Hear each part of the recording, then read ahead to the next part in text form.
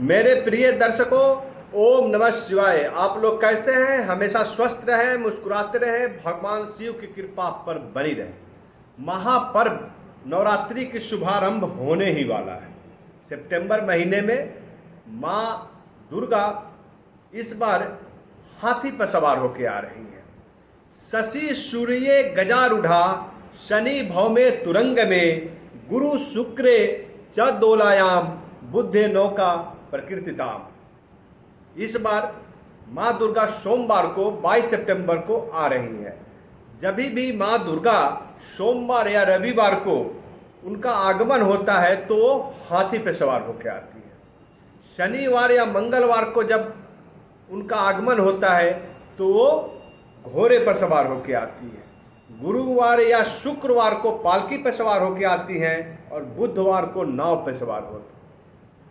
और इस बार माँ दुर्गा शारदीय नवरात्र के रूप में 22 सितंबर को हाथी पर सवार होकर आ रही है। यह आश्विन मास के शुक्ल पक्ष की प्रतिपदा तिथि है, जो आपको रात्रि सुबह सुबह जो 22 सितंबर का 1:23 से शुरू होगा और 23 सितंबर को 2:55 तक रहेगा। ऐसे में दुर्गा घट स्थापना का शुभ मुहूर्त क्या है, अभिजीत मुहूर्त क्या है और माँ दुर्गा के किन किन स्वरूपों का पूजा आराधना की जाती है, किस तरह की जाए जिससे विशेष फल की प्राप्ति हो सके, ये सब चीज़ों की हम बात करेंगे। एक एक चीज़ को देखते हैं। सबसे पहले बता दूं कि इस बार माँ दुर्गा जो हाथी पर सवार होकर आ रही है वो सुख समृद्धि का प्रतीक है। माँ दुर्गा अपने साथ सुख समृद्धि ला रही है। हमारे देश में जितने लोग देवी माँ का उपासना करते हैं उनके घरों में सुख समृद्धि का वास होगा, ऐसा हम कामना करते हैं और ऐसा माँ दुर्गा इस बार करने जा रही है। सबसे पहले घट स्थापना जो प्रतिपदा तिथि को होता है, घट स्थापना का शुभ मुहूर्त है 6 सुबह 22 सितंबर को सोमवार का दिन है, 6:09 से 8:06 तक। यह लगभग 2 घंटा का समय जो है इसमें आप घट स्थापना कीजिए। यदि विशेष आप पूजा आराधना करते हैं, विशेष आप कोई कामना लेकर सिद्धि प्राप्त करना चाहते हैं तो अभिजीत मुहूर्त में भी घट स्थापना कर सकते हैं, जो सुबह 22 सितंबर को 11:49 से शुरू होगा और 12:38 तक रहेगा। ये तो हो गया घट स्थापना। इसके बाद आपको मैं बताऊं कि माँ दुर्गा का जो 9 या 10 दिनों की पूजा आराधना होती है, तो इस बार 10 दिनों का नवरात्र का काल होगा, जिसमें प्रत्येक दिन माँ दुर्गा के 9 स्वरूपों में एक की पूजा की जाती है। माँ दुर्गा का 9 स्वरूप है तो प्रत्येक दिन उनके एक एक स्वरूप का पूजा आराधना की जाती है। उसके बाद इसमें व्रती या अर्थात जो पूजा आराधना करते हैं, जो घट स्थापना करते हैं, वो व्रती कहलाते हैं। और वो व्रती जो होते हैं 9 दिनों तक या तो उपवास रखते हैं या फलाहार करते हैं।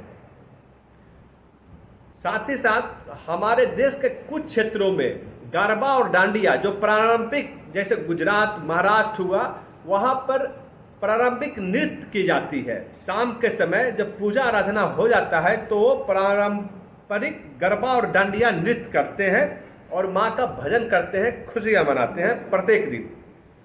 उसके बाद कन्या पूजन की जाती है। तो कन्या पूजन होता है आपको नवरात्रि के 8वें दिन अष्टमी को या नवरात्रि के 9वें दिन अर्थात नवमी को, दोनों दिन में से किसी भी दिन आप कन्या पूजा कर सकते हैं। और माँ का रूप के रूप में माँ देवी दुर्गा का कन्याओं का जो छोटी कन्याओं, बाल्य कन्याएं जो होती हैं, उनके अंदर माँ दुर्गा का रूप को देखते हुए उनका पूजा आराधना की जाती है, उनको भोजन कराया जाता है, जिसमें कुंवारी कन्याएं ही शामिल हो सकती हैं। इसके बाद अंत में दुर्गा विसर्जन होता है, जो आपको नवमी के बाद 10वीं के दिन दुर्गा विसर्जन किया जाता है। साथ ही साथ उस दिन विजयादशमी के रूप में पारण किया जाता है, व्रती पारण भी करते हैं और दुर्गा माँ का विसर्जन होता है विजयादशमी के रूप में, इसको हम मनाते हैं। तो सबसे पहले 2025 में घट स्थापना आपको सोमवार को 22 सितंबर को हो रहा है, जो प्रतिपदा तिथि है, और उनके माँ दुर्गा का फर्स्ट स्वरूप जो है शैलपुत्री, उनकी पूजा की जाती है। इसमें एक चीज और मैं बताना चाहूँगा मैं अपने जातकों को, कि यदि आप किसी भी स्वरूप का, दुर्गा माँ के किसी भी स्वरूप का पूजा आराधना करते हैं तो उनका एक विशेष पूजा आप कर सकते हैं, मनोकामना पूर्ति के लिए कर सकते हैं, उसको एक विशेष तरीके से आप कर सकते हैं, जो हमारे अगले वीडियो में एक एक चीज बताएंगे कि किस राशि के व्यक्ति विशेष कामना लेकर यदि पूजा करता है तो वह कैसे पूजा आप करें, क्या विधि विधान होगा। लेकिन इस समान तौर पर प्रथम दिन माँ शैलपुत्री की पूजा की जाती है, और इसमें आप क्या करेंगे, स्नान करेंगे, स्नान करके उनको स्वच्छ कपड़ा पहनने, नए कपड़ा पहनते खासकर, और माँ शैलपुत्री सफ़ेद रंग के यदि आप वस्त्र पहनते हैं या पीले रंग के वस्त्र पहन के पूजा आराधना करते हैं तो विशेष फल की प्राप्ति होती है, माँ शैलपुत्री प्रसन्न होती है।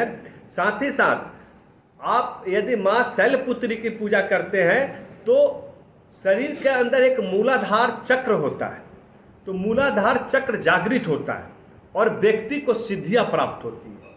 ये मूलाधार जो चक्र होता है, आपके अंदर यदि मनोकामना लेकर यदि पूजा आराधना करते हैं तो प्रथम दिन तो वह मूलाधार चक्र आपका जागृत होगा और आपको विशेष सिद्धियां प्राप्त होती है।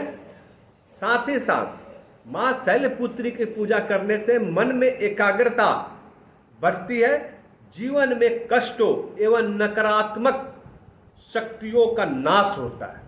माँ दुर्गा का जो प्रथम स्वरूपा शैलपुत्री माँ है, आपके जीवन में जितने निगेटिविटी है, जितने नकारात्मक शक्तियाँ आपको घेरी हुई है, उस सभी चीज़ का प्रथम दिन ही अंत कर देती है।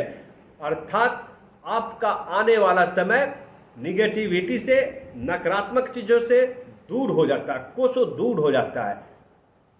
माँ शैलपुत्री की पूजा आराधना करते हैं तो खासकर दो चीज़ों को जरूर ध्यान रखें। यदि कोई माँ शैलपुत्री को पुष्प अर्पित करते हैं तो खासकर सफ़ेद पुष्प अर्पित करें, विशेष फल सिद्धि प्राप्त होगी। साथ ही साथ माँ देवी शैलपुत्री सफ़ेद बर्फी उनके लिए मिष्टान के रूप में, उनका भोजन के रूप में आप अर्पण करें। सफ़ेद पुष्प, सफ़ेद मिष्टान चढ़ावा में चढ़ाएं, माँ शैलपुत्री प्रसन्न होती हैं। दूसरे दिन जो होता है माँ दुर्गा का स्वरूप का पूजा, वो है माँ ब्रह्मचारिणी। 23 सितंबर को माँ ब्रह्मचारिणी की पूजा आराधना करें। और एक दुर्गा सप्तशती में वर्णन है, आप यदि माँ दुर्गा के किसी भी स्वरूप के पूजा करते हैं तो उनका मंत्र है, आपको मैं एक बता देता हूँ, उसमें नाम को चेंज करना, उनके स्वरूपों का नाम को आप अलग अलग दिन उसमें आप चेंज कर ले, वरना मंत्र एक ही है।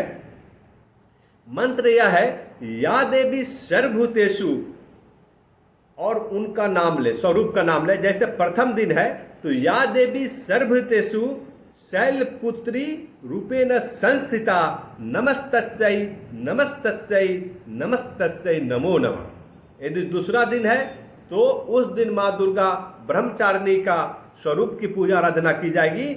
और माँ ब्रह्मचारिणी की यदि पूजा आराधना करते हैं तो पीले वस्त्र पहने और साथ ही साथ पीले पुष्प और पीले मिष्टान अर्पण करें। यदि पीला नहीं हो सके तो सफ़ेद या पीला दो ही रंग का उपयोग करें, बहुत ही आपके लिए शुभ होगा।